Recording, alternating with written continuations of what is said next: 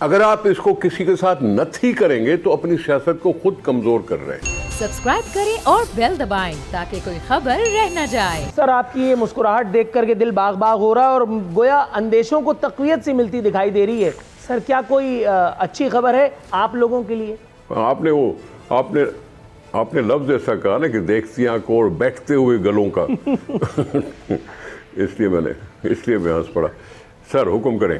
Sir, क्या जी का जाना ठहर चुका है? आसिफ अली जरदारी साहब की अचानक आमद और तबले जंग बजा देना, क्या मतलब? देखें, बात सुने, हम सियासी पार्टियों के लोग जो हुकूमतों में नहीं हैं और जो जद्दोजहद में हैं, उनका फ़र्ज़ बनता है कि अवाम से राब्ते में रहें, अवाम को हौसला दिलाएं, अवाम के साथ जो तकालीफ हैं उसका इजहार करें।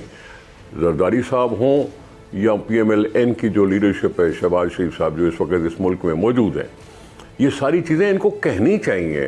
ये जो दूसरे मुखालिफ जमातों के लोग हैं उन सबको ये बातें कहनी चाहिए। अवाम के साथ राब के साथ जलसा होता है, जुलूस होता है, ये सब तरीके होते रहने चाहिए।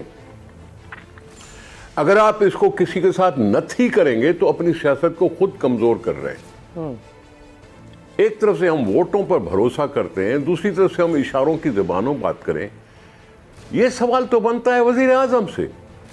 वज़ीर आज़म के मनसब पर बैठ के कहता है कि जी कोई चौथी दफ़ा नवाज शरीफ को वज़ीर आज़म के तौर पर ला रहा है, तो उसने तो खुद अपने आप को एक्सपोज कर दिया। ये किसके बारे में बात करें, कौन ला रहा है? जब हम कहते थे कि तुम सिलेक्टेड हो तो उस वक़्त खार क्यों खाता था? अब तुम कहते हो कि जेलें खोल दी जाएं, क्या मतलब तुम ऐलान नहीं कर सकते हो क्या? किसको बता रहे हो कि जी जेलें खोल दें? इमरान खान ने तो अपने आप को टोटल एक्सपोज किया। KPK की इलेक्शन में उनके साथ हुआ कुछ नहीं, उन्होंने अपने साथ किया।